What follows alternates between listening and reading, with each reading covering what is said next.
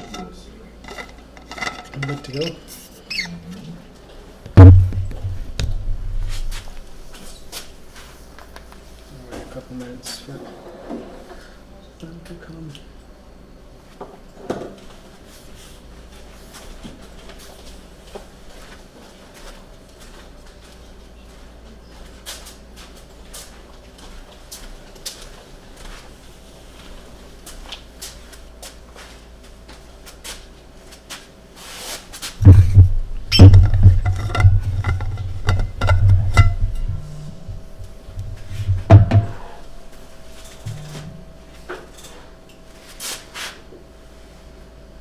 Pretty good. All these necking out, all of them? Yes, that's really good. Awesome. Well, welcome everybody. Thanks for sticking around and staying with us throughout this day. If you do happen to fall asleep, it's okay. I won't be mad. So to continue our seminar today of Cherishing Life, we'll be talking about euthanasia and why to live is a better choice. And the agenda for today is, we'll start with what is euthanasia, what does it mean, why is it different from just a regular suicide. And then we'll move on to the world and Canadian statistics. Where is it legal in the world, and numbers in terms of Canada and other countries around the world. And then from then on, we'll move into Spiritism. So how does Spiritism see euthanasia? Is that something that we think we shouldn't do, or that you should do, and why not? And from then we'll move on to the comfort that Spiritism can bring towards those people who are thinking about euthanasia, or who have performed or had it done to themselves, with always thinking about their compassion and love towards those people. And we'll move into story, which will link to why to live is a better choice that we had here at FSS in our mediumistic meetings that we have. And I'll end with a compassion exercise, which we'll listen to a song. And the song is an idea from Guy, who did the seminar last year. He showed the lyrics, but I figured at the very end we can actually listen to it and try to bring compassion and love towards those that are thinking about euthanasia.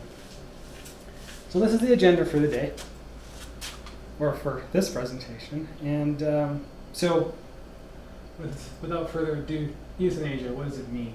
So it comes from Greek, eu meaning good, and euthanasia meaning death. So the word itself means good death. It first came about in the 1700s when they were experimenting with ways of killing somebody who was suffering. So the death itself is a good death because you're not suffering. And Oxford Dictionary defines it as the painless killing of a patient suffering from an incurable, painful disease or an irreversible coma. So that's why it's different than suicide itself, because we're looking at people that have an incurable disease or going through a lot of suffering, and they can't come back from it. They can't treat or cure that disease by means that they're aware of. Apparently, yeah. And there's a couple of types of euthanasia, which is the active euthanasia, meaning the use of lethal substances. So that's when you take something that's lethal and you inject, or you take orally. Then there's the other type, which is the passive side, which is withholding treatment to prolong life or to keep on living. So when you have all the tools that you need to keep on living, but you decide not to, or you decide to stop. And we're not going to talk at all about the passive, but the next slide with the map of where it's legal and where it's not, they divide between passive and active. So we can see here that in Canada, Colombia, and I believe Japan, and then you have the Netherlands, Switzerland, and Belgium. They are countries where euthanasia is legal. So you are allowed to to have euthanasia done to you, as long as you fulfill a few requirements. Then you have the passive, which are the countries in the light blue, so you're able to choose whether or not you can stop those treatments that are keeping you alive. And in black, so the states, Mexico and Australia, this is where they're divided by provinces. So some provinces allow euthanasia, some don't. So there's a bit of a spread, but overall, you can see that around the world, euthanasia is something that's still fairly illegal. So I couldn't find any statistics about the entire world, like numbers of euthanasia as a whole, as a total. So I want to bring up two countries besides Canada, which is Switzerland and the Netherlands, and I'll explain why those countries. First, Switzerland.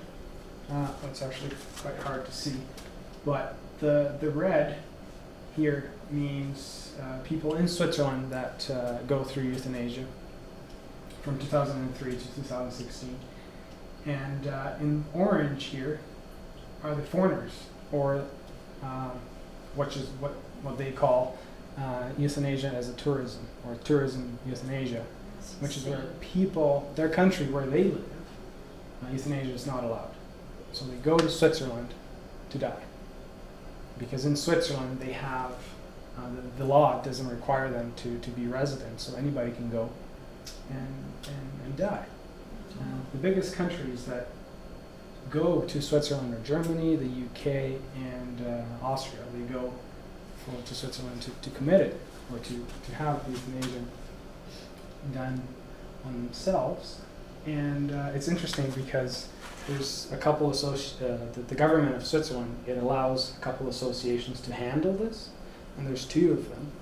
And I was reading about them, and there's some pacts that couples do, whereby if the husband or if the wife, they are terminally ill and they decide to die, then the wife or the other husband who's healthy will do it together.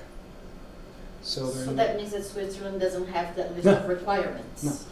So that would be allowed to do this? In this case, they are allowed to do Yes, because it's a pact that you're doing with the couple. Mind blowing. Yeah, so I just read that this morning and I was quite surprised. So, and if you look at trends in Switzerland here, in the last 8 years, it quadrupled from 2008, 9 to 2016. Euthanasia has gone up fourfold. And in the last year, 20% of them, or in 2016, sorry, 20% of them were people who are not from Switzerland, people who are traveling to have it done. So that's why I brought Switzerland, because of this tourism that's associated with it, because they don't require you to be a citizen. The second one is the Netherlands, and I brought the Netherlands because this is where you have the highest incidence of euthanasia in the world. And you can see that at the very the last, I can't read, in 2016, it accounted for 4% of all deaths in the country. 4% in the Netherlands. And in the last, how they say it here, since 2002, it increased threefold the amount of people going through euthanasia, and that was roughly 6,500 people in the Netherlands, which is a fairly small country. So 4% of all the deaths that occur are due to euthanasia. Just to put in perspective, Oregon, a state in the United States, has the lowest amount. It's 0.4% of all deaths. Netherlands is the highest at 4%. Canada stays on the lower side at 1.12% of all deaths in the country are due to euthanasia. And this number has been increasing quite substantially, which I'll show a little bit later. You said Oregon is the lowest? Yeah. So, because the United States is one of the ones that some states are allowed, some states aren't, Oregon is one of them. Yeah. So we don't have stats for the entire country. You have to look at state by state. And so now we move on to euthanasia in Canada. Let's bring it closer to home here. So in June of 2016, our Parliament passed legislation allowing eligible Canadians to seek medical assistance in dying, which is how the government calls euthanasia, or the term they use is medical assistance in dying, or MAID. That's the acronym they use. And the only variances between provinces is usually who administer the euthanasia. So a lot of provinces only doctors can do it. Some other provinces and nurses can administer the drug. And there is two types here that are very distinctive. One of them, which is called voluntary euthanasia, it's when a clinician administers the drug on you, so it's either IV or, it's usually IV, when you have the nurse or the doctor do it on you. That's euthanasia. Assisted suicide, it's a different type. It's still the same process, it's still the same goal, but a different process where you take the pill. So this is authorized for Yes. the person to take the pill. Yes, exactly. So you have to be eligible. There's quite a few points. I don't have it on the slide here, but I do have it in the notes. Very easy to find. In Canada, it's somewhat strict into the things that you have to fulfill to be eligible. So you have to be eligible for both, and then you can choose whether you want a nurse or a doctor to do it on you, or you just bring a pill, you take it home, and then you take it. So to talk a little bit more about this eligibility, which is which is good because it's somewhat strict in Canada. One of them, which is something that's questionable, and I'll talk about why it's questionable, is a person has to have reached the point where natural death has become reasonably foreseeable. So you have to be able to predict that you will die in a few weeks, in a few months. They don't state specifically the amount of time, but it has to be foreseeable. So it can't be that you're just in pain, but you're still going to live for a long time. Right? You have to have a foreseeable death due to that illness. Materialistically speaking, right? Yes, exactly. Yes, we're still on the stats here. Yes. And this, I brought this specifically because Renata brought this up to me last week. There was a case in Quebec last week, a couple weeks ago, where a Quebec court ruled this requirement of reasonably foreseeable as it violates the Charter of Freedoms and Rights, with the basis that if they are suffering it and if they are in pain, they have the right to kill themselves, regardless of if they're going to die in 6 months or in 5 years or in 10 years. Right? The focus is the pain that they think they can't take. Okay, so they just ruled this requirement out. Yes, Just for Quebec? just for Quebec. So basically making it easier Yes, to perform euthanasia, okay? because this instead, is instead of making it harder, Yeah, no, they're the other making it easier. Yeah. Okay. because this is something very arguable, Mm-hmm. and which can cause quite a few applications to be rejected Denied, okay. or denied.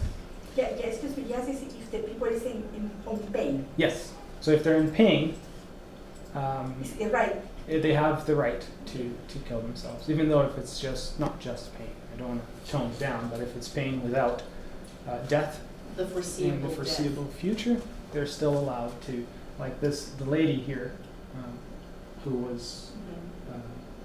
she was in pain, she couldn't move, and she isn't going to die anytime soon because of her disease, but they ruled it in favor for her to have euthanasia done on her. And like I said, in Canada, it became legal in June 2016, a year before Quebec allowed euthanasia. So it started in Quebec, and that escalated federally. So I don't know if it's by coincidence that this came about just when election time is coming up, but it could be that if it started in Quebec, it might reach the federal courts at any point in time, right? That's how euthanasia became legal in Canada. It started in Quebec, so we don't know how this will be seen in the future. And it's a big one. Yeah, it's a very big one. And interestingly enough, in Quebec, you're actually not allowed to have assisted suicide. it's only euthanasia that's allowed. So you can't go to the pharmacy, get a pill, and go home and take it. It has to be done by a doctor or a nurse. Okay, let's move on to a few numbers now. The average age is 72, so that's where you have the highest amount of people seeking MAID, so medically assistance in dying. In terms of gender, we're looking at 51 male and 49 female, so it's fairly equal when it comes to the two. Yeah, but if that thing in Quebec actually spreads, that age average will probably come down considerably. Exactly. Unfortunately. And the most common underlying medical circumstances that people seek MAID, 64% is still cancer related, and this hasn't changed since 2016. The second one is circulatory or respiratory system issues. And the third one is neurodegenerative at 11%. And then the rest is just unknown. These are the three most prevalent stages that people seek MAID. And now we're going to look at actual numbers of deaths, or MAID deaths. Now bear in mind, this does not include Quebec, because Quebec started before and they have a different way of reporting their numbers, so Canada doesn't include Quebec. So this is everywhere but Quebec and the Yukon. So this is done in chunks of 6 months because it's so new that they wanted to do it every 6 months to get a feel of how things are going. So in the first 6 months, so second half of 2016, there were a total of 510 people who sought MAID. And when you look at the next 6 months, so the first quarter or the first half of 2018, there was an increase of 71% in people seeking MAID at 875. The next 6 months, so the second half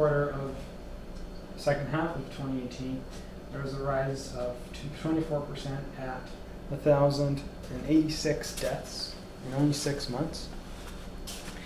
And then, for some reason, the next time around they did it in 10 months, not 6 months.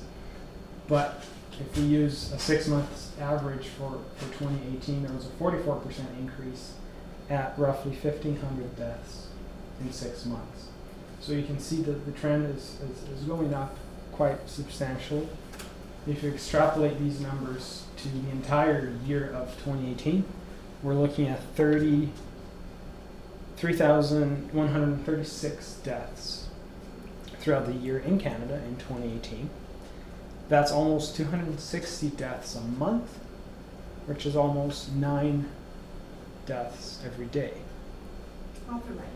Authorized, exactly, by the government. And remember how I said euthanasia and assisted suicide? Somewhat of good news, I guess. Here, on the very first 6 months, there were only 4 assisted suicides out of 510. All the others were euthanasia, so somebody actually administered. On this here, from 4, it went down to 1 assisted suicide. Here, we reached 0. Nobody in those 6 months sought to have assisted suicide. And in 2018, we had 1. So that number is quite low. Hopefully it'll keep as low as it is. And so this is the picture that we're dealing with in Canada. So almost 9 deaths every day because of MAID. And next time around that we have statistics, the government is actually pushing for a more standardized way of reporting this. So now they'll include Quebec and the Yukon, and everybody will report the same way. So next time we do this, hopefully we'll have better numbers for Canada as a whole. This is the most amazing thing, right? Government pushing the agenda to do something, didn't establish a way to measure it correctly, didn't create a way specific how to what are the specific rules, and the age is the most Exactly. is the most interesting thing, because who are the citizens who are the heaviest cost for the government? Oh, Yeah, I thought about That's a that too. question. Who are the citizens who are the heaviest cost for the government? Seniors. Even more when you have a country that you have health Public public. health, yeah. I thought the same, it's a way for them to save money in the long run. It's a very complicated issue, and the way we are dealing with it demonstrate how subconscious we are collectively. Yeah, Guy, when he did his presentation last year, he had a graph on the numbers of health expenditure based on age, and yes, you're right, I can't remember the numbers now, but it was exponentially higher for the elderly. And when we look at the age, funny that you brought it up, again, those three researchers, so the first half of 2017, this was the spread. Then when we look at 2017, July to December, there was a small increase. But then when you look at 2018, the first half of 2018, you can see the drastic increase. And here we have the average of 72 being the highest. But you can see that 56 and on, they dominate in terms of who seeks MAID. And as Renata pointed out, if we do go with the Quebec rule of not looking at foreseeable death, who knows, but these numbers here might start to spike. Canada, it starts at 18. Some countries don't have an age. Some countries have it at 12.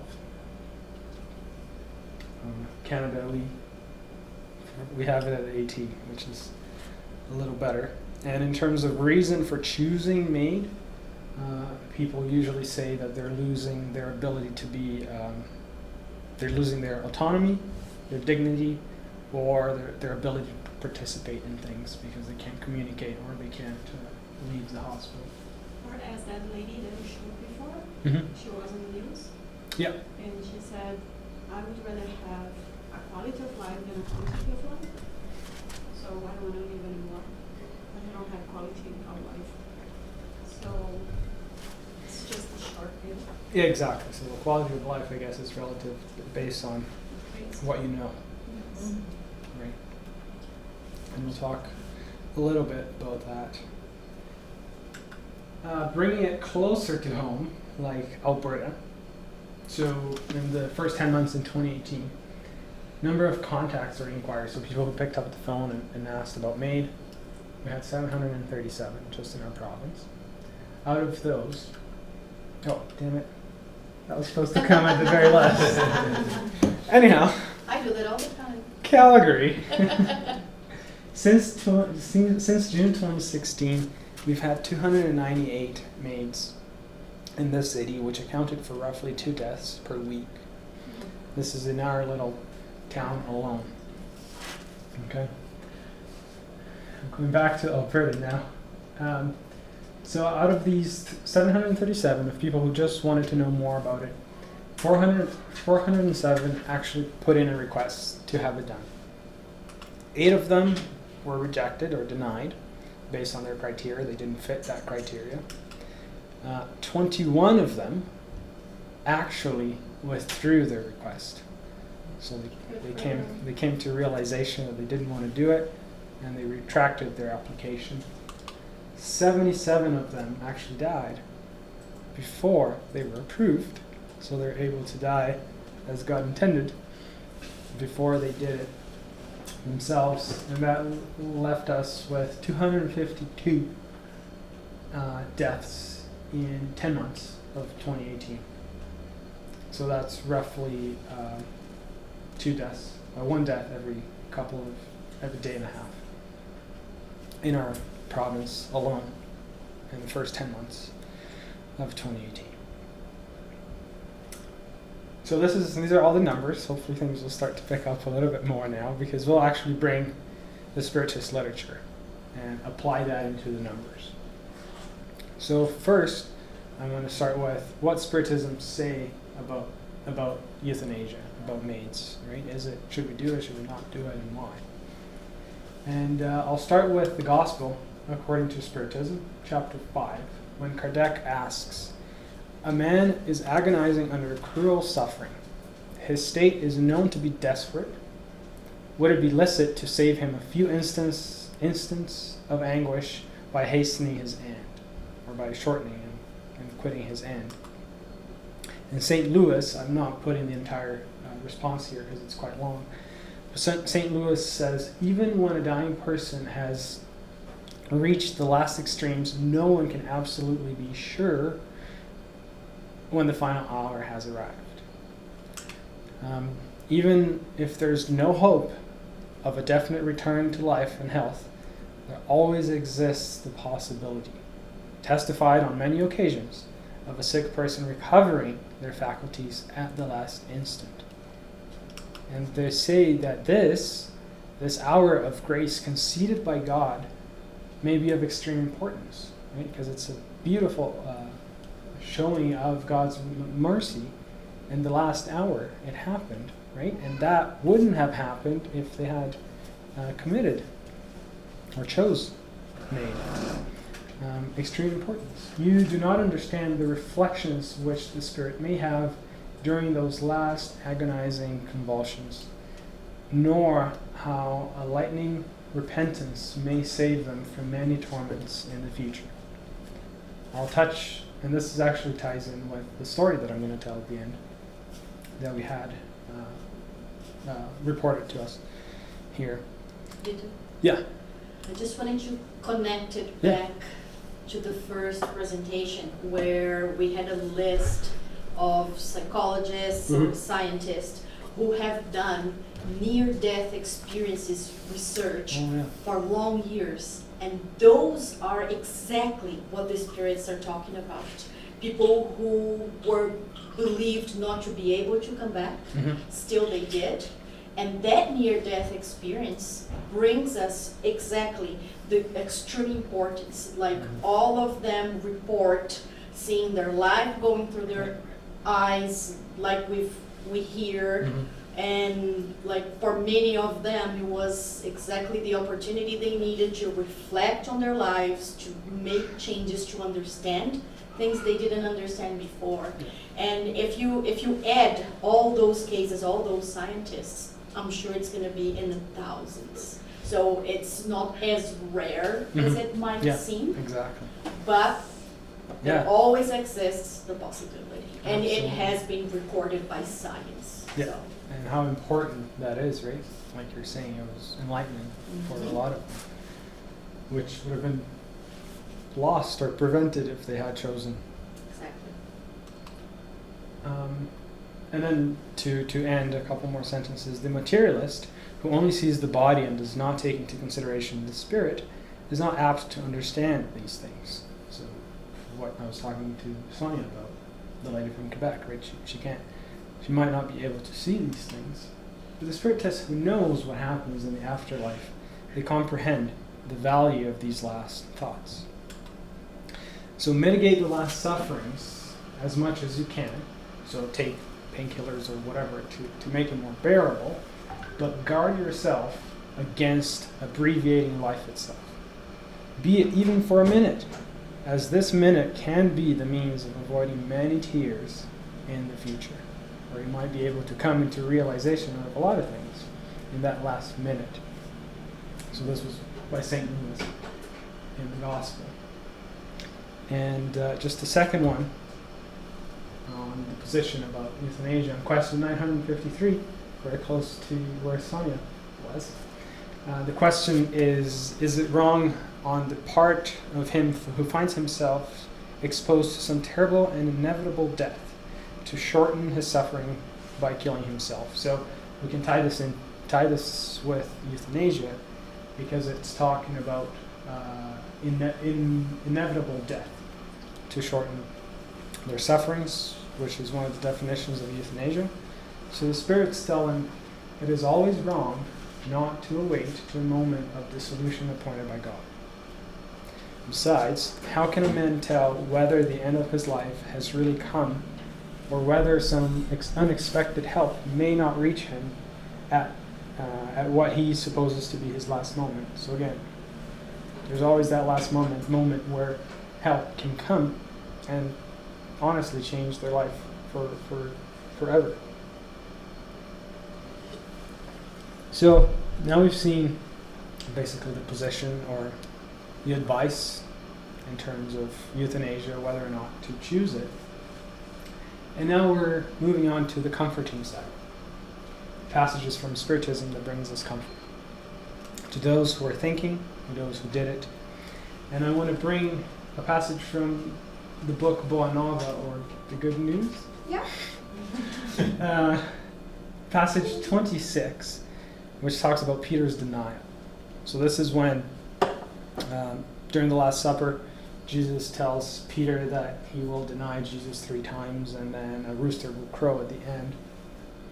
And Jesus is taken away, and then Peter actually denies him 3 times, and the rooster crows.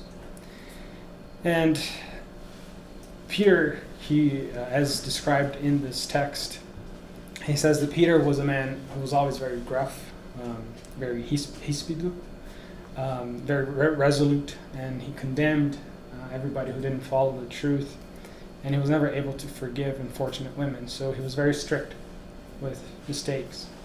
But at that point, he saw himself make a mistake. He saw himself foul, so he felt like a child facing his fouls. And he was kneeling, and he asked, Lord, please forgive me. And when he said that, in his mind he lost sight. He got very confused. A lot of thoughts came to mind, and then all of a sudden he remembered one phrase that Jesus had told him just a few hours before during the Last Supper, when Jesus said, Peter, the men of the world are more fragile than perverse. So he's saying that most of the things that we do are because we're fragile, we're ignorant, or we're weak, not necessarily because we're evil. Right? So that's a very comforting thing and thought for us with people who make mistakes, including ourselves. Right? We made it probably out of ignorance or weakness, not because we're trying to be evil. Right? So this was a very beautiful passage that I read with Peter and Jesus telling himself that to help Peter with his compassion and his love towards others and also towards himself. I'll go back. And it's chapter 26. And second one, which is what I read yesterday. So here goes the invitation. Book club. Yeah. Which day? Next Saturday. Next Saturday, Astral City. I was reading it on the plane yesterday, and I came across this chapter, Inheritance and Euthanasia. Perfect for my presentation. And I'll just give a brief explanation. So this was when André Luiz, which is the spirit reporting on this book, he's at the Ministry of Regeneration. This is the first time he has the ability to actually work when he's in the Astral City. And the Ministry of Regeneration is where we have people who have come from lower levels in the spirit world and are there to be regenerated. So they're still very connected with their physical low levels of materialism, and with their families they're still incarnated. And so André Luiz describes it like this. Narcisa, who was the person... One of the nurses. Yeah, one of the nurses, and it was nighttime, so she was the main nurse there, invited us, this is André Luiz saying, invited us to follow her, and in a few moments we were standing by the bedside of what looked like a disagreeable old man. So this old man had euthanasia done on him before he passed on.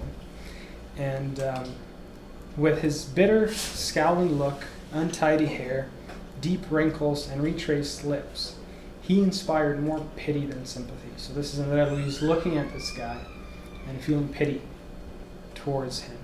And immediately he said, however, I endeavor to control my inferior vibrations. So he understands that pity is not a good feeling to have towards somebody. So he recognized that right away. And he started to see him as his spirit brother. Not a spirit that was suffering, somebody that he didn't know, but as a spirit brother to help him move away from the feelings of repulsion that he was feeling towards this person. So by bringing him from somebody that he felt inferior, he brought him up as a brother, as a spirit brother. So this was the first step he took. Because that's the Towards idea of compassion. pity, right? When Yeah. you pity someone, you see Yeah. yourself as better Exactly. than the other person, Yeah. which So is very different from compassion. exactly. So there's two two realizations he had. So the first one was to see him as a spirit brother. So to bring him up to the same level as him.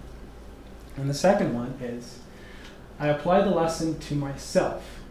How had I arrived at the Ministry of Assistance? So Andrea Luis, when he came to the Astral City, he came in the assistance area, and he was asking himself how repelling my own appearance must have been with utter desperation all over my face. I was trying to remember, how did I come to the Astral City? Maybe I looked like that person. And when we consider other people's misfortune in the light of our own imperfections, there's always a room for brotherly love in our hearts. We're talking about when you see the subway. Yeah. Yes, exactly. Right. So when we try to understand their misfortunes, think about ours, our own imperfections, we can bring room in our hearts for them. They can come And to our also feel hearts. thankful that we are at the level of consciousness that we are, and feel compassion because they haven't got there yet, Yeah. but they're on their way. And somewhat ties in with John 7 and 8. He who is without sin among you, let him cast the first stone at her. Right? So it's before judging. Yeah. Let's think about our own imperfections first, and then we'll realize that all we can give is compassion and not judgment. So this was the two passages from Boa Nova, the Good News, and Astral City, to bring us from judgment or pity to love and compassion towards those. The story that I'm going to tell you is a... What? Story time. No, it's just because it's the first talk. The first talk is my our competitive. Oh, yeah. Uh-oh. I'm going to suffer for this now. Your tarts are amazing, by the way. So the story that I want to bring about here today is a story that came in our mediumistic meetings that we have here at FSS every week. And it's a report from a person that passed away a few years ago. And in the last months of her life, she was in the hospital. And towards the end, she wasn't able to speak. She wasn't able to talk to people. She wasn't able to... Basically, she was there. She was just there. And all the family members were around throughout that period of time. And there was talks about euthanasia. First towards her, the family members discussing, wouldn't it be better just to end it now, because she's hopeless. There's no way she's going to come back from this. And also, it was inspiring talks amongst themselves, thinking, oh, I don't want to be like that. Right? I don't want to feel hopeless or be hopeless or look like she looks right now. So maybe it's something that I should do. When I come to this end, I want to go to Switzerland and have it done. So that was stirring up those kinds of talks as well. And then she goes and says that in the hospital, this is her talking, in the hospital, she was able to face herself. Masks were falling. Masks from her ego were being broken at that time, and she was able to see herself as who she really was. Her mentors were helping her and coaching her through that period of time. And she even said that the hospital was supposed to be actually shorter than what it ended up being, because that was a mercy that she was given, because she was learning so much about herself and the things that she had done and how she could help herself get better. So even though that to the family members it appeared like a lot of suffering, on the inside it was actually a lot of enlightenment during those last moments. So that's why it's better to live, because we never know how much we can get from those last hours, last weeks. And to end, hopefully nobody falls asleep, but I will put a song, and I'll invite you to close your eyes, and I want you to picture or feel Jesus' love in our hearts. Focus on our hearts, on our heart chakra, and try to feel the love and feel the compassion towards people who are thinking about euthanasia or suicide, or people who have done euthanasia and suicide, with love and compassion as our brothers and sisters. So listen to the lyrics of these, the words of this song, while we think about them.